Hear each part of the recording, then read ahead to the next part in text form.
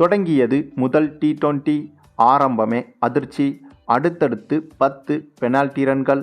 அதிர்ச்சியில் உறைந்த கிரிக்கெட் உலகம். அதாவது இந்தியா மற்றும் இங்கிலாந்து அணிகளுக்கு இடையேயான T20 தொடர் இன்று முதல் தொடங்க இருக்கிறது. 5 T20 போட்டிகளும் மற்றும் 3 ஒருநாள் போட்டிகளும் இந்த இரு அணிகளுக்கு இடையே நடைபெற இருக்கிறது. இந்தியாவில் வைத்து நடைபெறும் இந்த தொடரில் இன்று முதல் T20 போட்டிகள் ஆரம்பிக்கிறது. இந்த நிலையில்தான் தற்போது சுவாரஸ்யமான சம்பவம் ஒன்று இன்றைய முதல் T20 போட்டியிலேயே அரங்கேறியிருக்கிறது.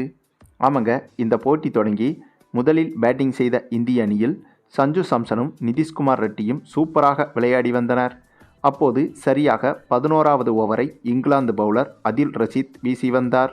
இந்த அதில் ரஷீத்தை பொறுத்தவரையில் எப்போதுமே சிறப்பாக விளையாடக்கூடியவர். அதிலும் குறிப்பாக மற்ற வீரர்களிடம் எந்தவித மோதல் போக்குகளையும் தொடங்க மாட்டார். அப்படிப்பட்ட இவர் சரியாக 11வது ஓவரை வீசும்போது ஓடி வந்து பந்து வீசும்போது நின்று பந்து வீசினார். அதாவது இந்த போட்டியில் இந்திய அணி சிறப்பாக விளையாடி கொண்டிருந்தது. இந்திய அணியின் விக்கெட்டுகளை வீழ்த்த முடியாமல் இங்கிலாந்து அணி கஷ்டப்பட்டது.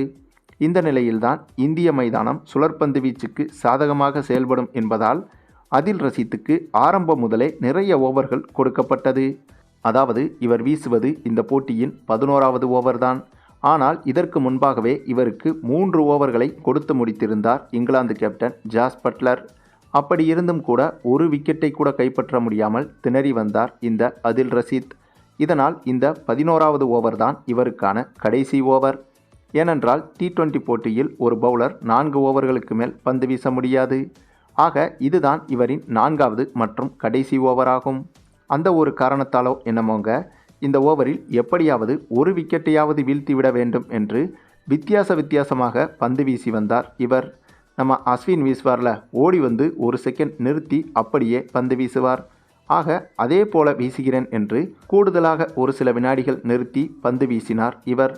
அது மட்டுமில்லாமல் இவர் பந்து வீச ஓடி வரும்போது பேட்ஸ்மேன் கவனத்தை திசை திருப்பும் விதமாக இடதும் வலதுமாக மாறி மாறி ஓடி வந்து பந்து வீசினார். ஆக இதை பார்த்த நடுவர்கள் அதில் ரஷீத்திற்கு வார்னிங் கொடுத்ததோடு இங்கிலாந்து அணிக்கு பெனால்ட்டியாக எதிரணியான இந்திய அணிக்கு 5 ரன்கள் கூடுதலாகவும் கொடுக்கப்பட்டது. அதற்கு காரணம் கிரிக்கெட் விதிமுறைகளில் பேட்ஸ்மேன் கவனத்தை திசை திருப்பும் விதமாக எதிரணி நடந்து கொண்டால் அதற்கு பெனால்ட்டி ரன்களாக 5 ரன்கள் வழங்கப்படும். ஆக அதன் அடிப்படையில்தான் இந்திய அணிக்கு 5 ரன்கள் வழங்கப்பட்டது. பின்னர் அதே ஓவரில் இந்திய பேட்ஸ்மேன்கள் பந்தை அடித்துவிட்டு ரன் எடுக்க ஓடிய போது இங்கிலாந்து ஃபீல்டர் பந்தை பிடித்து அதில் ரஷீத்திற்கு த்ரோ எறிந்தார்.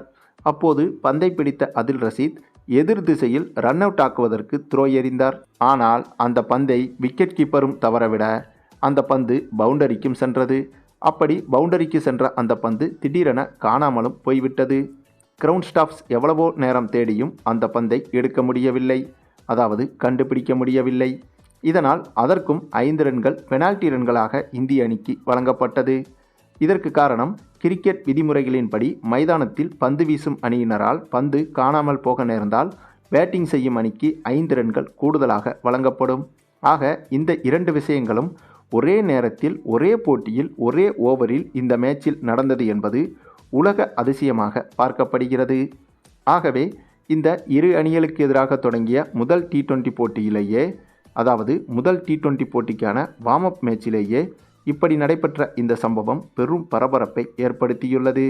சரி, நீங்கள் சொல்லுங்கள், இந்த இங்கிலாந்துக்கு எதிரான தொடரில் இந்திய அணி சிறப்பாக செயல்படுமா என்பதை பற்றி நீங்கள் என்ன நினைக்கிறீங்கன்னு உங்களுடைய கருத்துக்களையும் கமெண்டில் தெரிவிங்க. மேலும் இந்த வீடியோ பிடிச்சிருந்தா லைக் பண்ணுங்கள், மற்ற அனைவருக்கும் ஷேர் பண்ணுங்கள், மறக்காமல் நம்ம சேனலை சப்ஸ்கிரைப் பண்ணுங்கள்.